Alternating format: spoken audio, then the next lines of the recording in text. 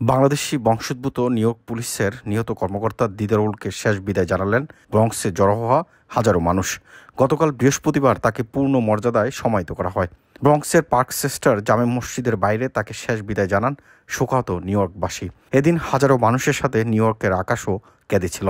Midtown ম্যানহাটনের একটি ভবনে গত সপ্তাহে বন্দুকধারীর গুলিতে নিহত হন বাংলাদেশের গর্ব সিলেটের সূর্য সন্তান দিদারুল ইসলাম। জানাজার নামাজের আগে নিউ ইয়র্ক পুলিশ বিভাগ তাকে প্রথম শ্রেণীর গোয়েন্দা হিসেবে মরণোত্তর পদোন্নতির ঘোষণা দেয়। নিউ ইয়র্ক টাইমসের প্রতিবেদনে বলা হয়, মেঘাচ্ছন্ন আকাশ ও তীব্র তাপদাহের মধ্যেই দিদারুলের অন্ত্যেষ্টিক্রিয়ায় 54টির বেশি প্রিসিন কোর্ট ও পাশের অঙ্গরাজ্যের কর্মকর্তারা, বিভিন্ন কমিউনিটির সদস্য, স্থানীয় নেতা, নগর কর্মকর্তারা ও 20,000 নিউ ইয়র্ক পুলিশের সদস্য উপস্থিত ছিলেন।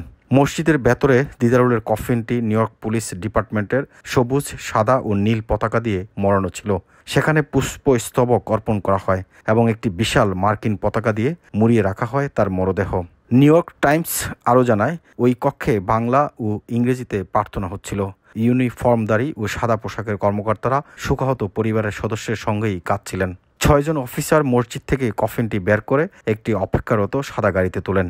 বেশ কয়েকজন পুলিশ সদস্য মোটরসাইকেলে করে সারিবদ্ধভাবে কফিনের পাশে যেতে থাকেন। শোক যাত্রাটি নিউ জার্সির দিকে যাচ্ছিল দিদারুলের মরদেহ দাফনের জন্য। তারা যখন 6 নম্বর ট্রেন লাইনের নিচ দিয়ে যাচ্ছিলেন, তখন ম্যানহাটন গ্রামে একটি ট্রেন শোকাবহ হর্ন বাজিয়ে সালাম জানায়। আর এভাবেই বিদায় দেওয়া হয় বাংলাদেশের গর্ব সিলেটের সূর্য সন্তান পুলিশ অফিসার দিদারুল ইসলামকে।